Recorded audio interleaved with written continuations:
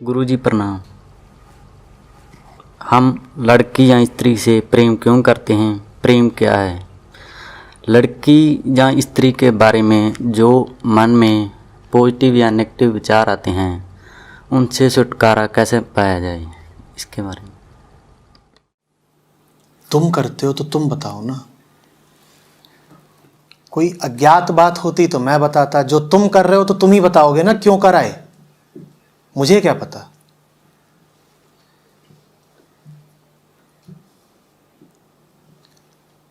और ये भी नहीं कह रहे तुम कि एक बार हो गया, तुमने कहा हम ऐसा क्यों करते हैं, इसका मतलब बारंबार हो रहा है, हुए ही जा रहा है। तो तुम बताओ कि ये हो क्या रहा है, मुझे क्या पता।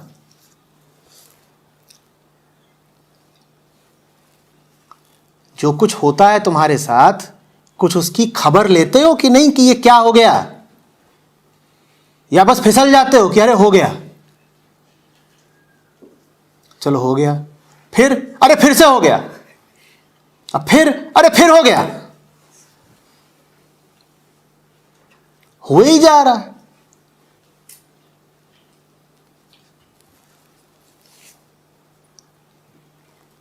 जितनी देर में तुम खड़े हो हाथ बढ़ाएं कि अच्छा अब हाथ पकड़ लो ताकि ना फिसलो, तब तुम फिर गिर गए, और हाथ यहां जा रहा है तुम वहां नीचे जमीन पर हो, फिर फिसल गए।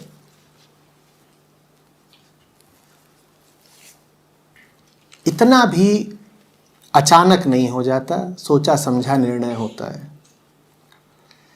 माना कि काम बेहोशी में होता है, पर पूरे बेहोश नहीं होते तुम। सहमति तो तुम्हारी होती है कि चीज मजेदार है, अब मौका कौन चूके।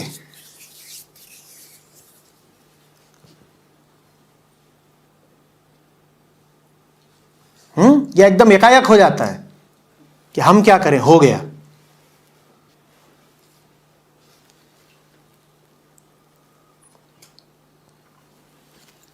बात सीधी है, मजा आता है। बात इतनी सीधी है कि मैं उसमें समझाऊं भी क्या।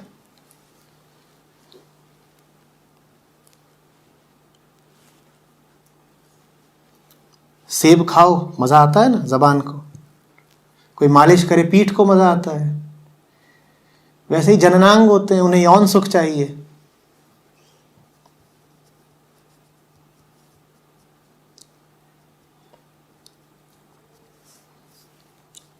इसमें लोग जिज्ञासा करते क्यों हैं, मैं तो ये नहीं जान पाता।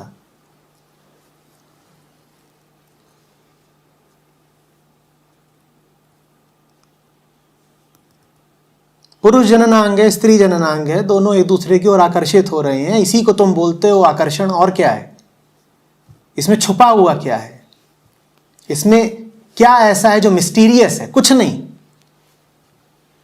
बात शारीरिक है पूरी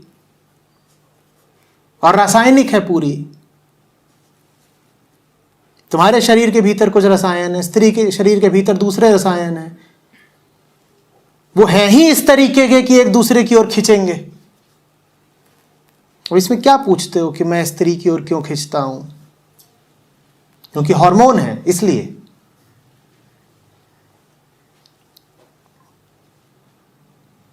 लेकिन याद रखना, हार्मोन मालिक नहीं होते, हार्मोनों को भी इजाजत तुम देते हो।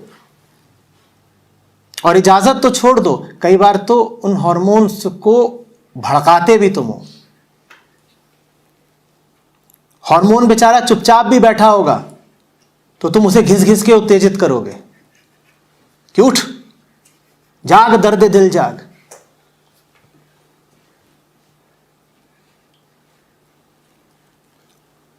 इसमें कोई मिस्ट्री नहीं है, कृपा करके इसको कोई मिस्टिक आयाम मत दीजिए। ये स्त्री पुरुष के आकर्षण में कोई रहस्यवाद नहीं है, कोई मिस्टिसिज्म नहीं है। पूरी प्रकृति में यही चल रहा है, नरमादा नरमादा नरमादा। इसमें क्या रहस्य है भाई?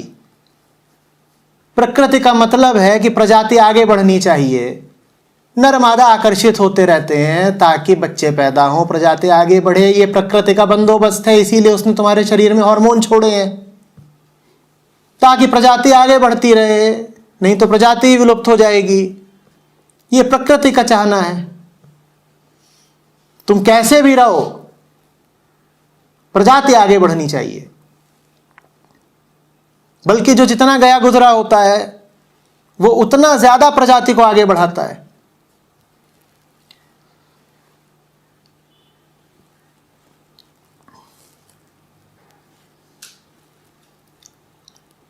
खरगोश देखा है कितने बच्चे पैदा करते हैं, और खरगोश इतने कामुक होते हैं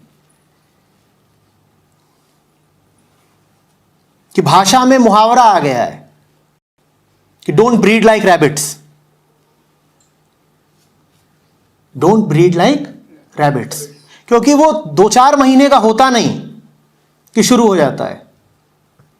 और एक बार में मादा खरगोश कभी 2, कभी 4, कभी 6 खरगोश पैदा करती है। बताओ क्यों? क्योंकि कमजोर है। जो जितना कमजोर होगा उतने बच्चे पैदा करेगा। शेर कितने पैदा करता है एक बार में? शेर कितने करता है एक बार में? 1 नहीं तो 2। और शेर का एक शावक पैदा होगा सालों में, और खरगोश 6 महीने का होता नहीं कि बाप मां सब बन जाता है, क्योंकि कमजोर है। कमजोर है तो उसे बहुत बच्चे चाहिए। जो जितना मजबूत होगा उसे बच्चे की उतनी कम आकांक्षा रहेगी, शारीरिक रूप से भी, मानसिक रूप से भी। खरगोश को पता है इतने सारे पैदा होंगे तब कुछ बचेंगे, तो बहुत सारे पैदा होने चाहिए। शेर कहता है हमारा कौन क्या बिगाड़ लेगा, एक बहुत है। जंगल को उत्तराधिकारी ही तो चाहिए। राज्य को कितने युवराज चाहिए होते हैं? एक बहुत है। तो यह है स्त्री पुरुष का खेल। हमारे भीतर एक कमजोरी बैठी हुई है, वही हमसे ये सब काम कराती है। इसको ये ना कह देना ये तो नेचुरल है, नेचुरल है। जो कहते हैं ये नेचुरल है वो नेचर का अर्थ नहीं समझते, वो प्रकृति को नेचर समझ रहे हैं। उन्हें आत्मा का कुछ पता नहीं। जानवर के लिए प्रकृति नेचर है, मनुष्य के लिए प्रकृति नेचर नहीं है। जानवर के लिए नेचर है प्रकृति, मनुष्य के लिए नेचर है आत्मा। तो मूढ़ता में इस तरह की बातें मत बोल दिया करो कि अरे लड़कियों की ओर आकर्षित होना तो नेचुरल है ना। बल्कि और चले आते हैं सूरमा, वो कहते हैं हम कोई नपुंसक हैं क्या कि हम लड़कियों की ओर आकर्षित नहीं होंगे, ये तो नेचुरल चीज है, ये तो होनी ही चाहिए, ये तो हमारी मर्दानगी का सबूत है। पागल, मर्द तुम होगे पर विक्षिप्त जरूर हो। मर्दानगी तो तुम्हारी पता नहीं, पर पागलपन तुम्हारा जाहिर है। जो तुम बता रहे हो कि स्त्रियों की ओर भागना नेचुरल चीज है, वो नेचुरल चीज नहीं है। सांड गाय की ओर भागे ये नेचुरल है, क्योंकि सांड का नेचर है प्रकृति। पर मनुष्य भागे अगर स्त्री की ओर तो ये नेचुरल नहीं है।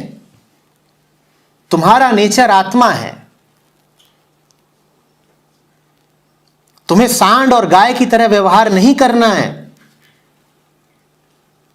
सांड की जिंदगी का ऊंचे से ऊंचा लक्ष्य यही है कि खाओ और बछड़े बछिया पैदा करो। उसको 2 ही चीजें चाहिए, बढ़िया घास और बढ़िया गाय। तुम्हें भी यही चाहिए? तुम सांड हो। तुम्हारी जिंदगी के दूसरे लक्ष्य हैं। तुम्हें जीवन में बहुत ऊंचे काम करने हैं और अंततः तुम्हें मोक्ष चाहिए, मुक्ति चाहिए। वो है तुम्हारा स्वभाव, वो है तुम्हारा नेचर, आत्मा। तुम्हें आत्मा चाहिए। सांड को कोई परेशानी नहीं होगी अगर उसे मुक्ति नहीं मिलती। तुम जीवन भर बेचैन रहते हो अगर तुम्हें मुक्ति नहीं मिलती। तुम में और सांड में अंतर है। मत कह दिया करो कि ये सब तो नेचुरल चीजें हैं। नहीं है नेचुरल।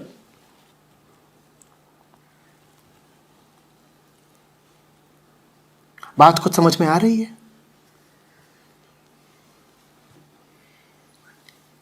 अपने आप को पशुओं के तल पर मत ले जाया करो और अपने नाजायज कामों को जायज साबित करने के लिए पशुओं से संबंधित तर्क मत लिया करो।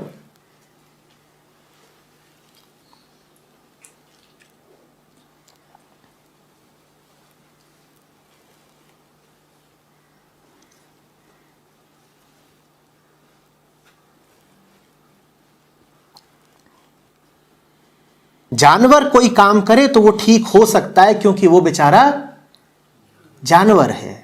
वही काम तुम करोगे तो वो ठीक नहीं होगा क्योंकि तुम जानवर नहीं हो। मैं समझाता हूं मांस मत खाओ, लोग कहते हैं जानवर भी तो मांस खाते हैं। शेर ने इतनी मांस खाई तो शेर क्या पापी हो गया? तुम शेर हो? शेर तो दहाड़े तो जंगल थर्राता है, तुम जरा दहाड़ के दिखाना।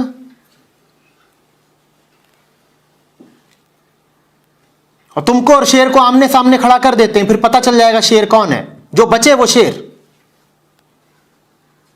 मांस खाने के लिए तर्क दिया जाता है कि शेर भी तो मांस खाता है, हम मांस नहीं खाएंगे तो शेर कैसे बनेंगे? अच्छा, तुम्हें शेर बनना है तो जंगल में ही छोड़े देते हैं तुम्हें, क्योंकि शेर तो आकर के अपार्टमेंट में रहता नहीं। फिर सारे काम शेर जैसे करो। शेर तो कॉलेज यूनिवर्सिटी जाता नहीं, और शेर तो टीवी देखता नहीं। ये सब बंद करते हैं तुम्हारे, क्योंकि तुम तो कह रहे हो कि शेर मांस खाता है तो हम भी खाएंगे, तो सारे काम फिर शेर जैसे ही करो। उदाहरण लो तो पूरा लो। शेर को बहुत कुछ करने का हक है क्योंकि उस बेचारे की प्रज्ञा कभी जागृत ही नहीं हुई, उसका बोध कभी जगा ही नहीं। तो अब वो मांस खाए चाहे कुछ करे, उसे कोई पाप नहीं लगना। वो एक तरह की बेहोशी में जी रहा है, और बेहोश आदमी को कोई पाप नहीं लगता। न्यायालय भी नशे में किए गए अपराध को कम सजा देते हैं। माना जाता है कि तुमने जो किया वो गैर इरादतन था, क्योंकि तुम तो नशे में थे, और अगर तुम पागल ही साबित हो जाओ तो तुम्हें कोई सजा नहीं मिलेगी। तुमसे कोई अपराध हो गया, लेकिन अगर कोर्ट में यह साबित हो जाए कि तुम पागल हो इसलिए तुमने अपराध किया, तो तुम्हें कोई सजा नहीं मिलती। इसी तरह शेर कुछ भी करे उसे कोई सजा नहीं मिलेगी, क्योंकि उसके पास बुद्धि की और बोध की कोई संभावना ही नहीं है, तो उसे सजा कैसे मिलेगी? हां, तुम वही काम करोगे जो शेर कर रहा है तो तुम्हें बहुत गहरी सजा मिलेगी, क्योंकि तुम इंसान हो, तुम बोधवान इंसान हो। तुम्हें बोध के अनुसार काम करना चाहिए था, प्रकृति के अनुसार नहीं। ये दो अलग अलग केंद्र होते हैं काम करने के। तुम प्रकृति के चलाए भी चल सकते हो और तुम बोध के चलाए भी चल सकते हो। प्रकृति के चलाए चलोगे महापाप होगा, उसकी सजा मिलती ही मिलती है। बोध के चलाए चलोगे तो मुक्ति पाओगे, जो जीवन का परम लक्ष्य है।